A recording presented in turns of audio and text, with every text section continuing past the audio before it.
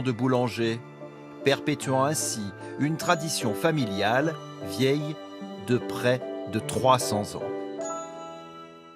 Voilà, encore une très très belle histoire. Une petite devinette, tiens maintenant pour vous. Est-ce que vous reconnaissez cette voiture, là, qui se trouve juste derrière moi?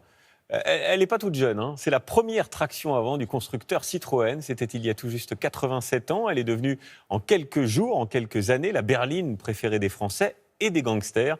On voulait vous en raconter l'histoire avec notre séquence dans le rétro. C'est avec Raphaël Asensio et José Boulestex. Des trésors cachés dans ce simple garage. Dominique Bellière est un passionné. Il détient 3 tractions avant. Et il est fier de ses vieilles voitures. C'est une atmosphère, c'est une ambiance, c'est un bruit. Et puis alors bon, les gens vous le rendent. Partout où vous allez, les gens vous font un salut. J'en ai une, on en a tous eu dans les familles françaises à 90%. Beaucoup de gens achètent des tractions parce que grand-père en avait une, tonton en avait une.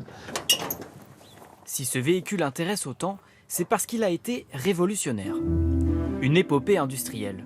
André Citroën et l'ingénieur André Lefebvre décident de mettre le moteur à l'avant, alors qu'il était jusqu'alors à l'arrière. Et de produire cette automobile à la chaîne en un temps record, 12 mois, avec un cahier des charges bien précis pour un budget raisonnable.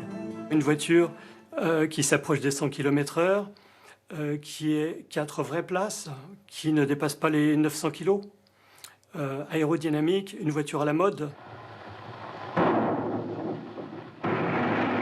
Et Citroën, roi de la communication, fait réaliser cette vidéo pour montrer sa résistance par rapport à ses concurrentes.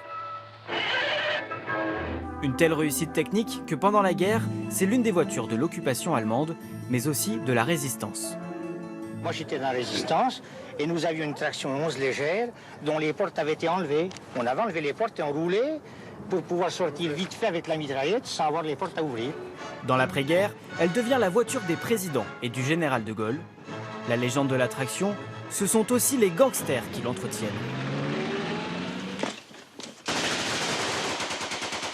Et la dernière traction avant classique va maintenant quitter son berceau de Javel.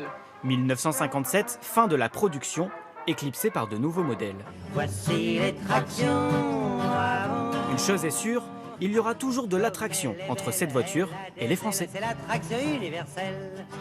Voilà pour cette séquence dans le rétro. Ah, et on me dit maintenant que quelqu'un a un message pour nous avant le choc de ce soir de l'équipe de France de rugby.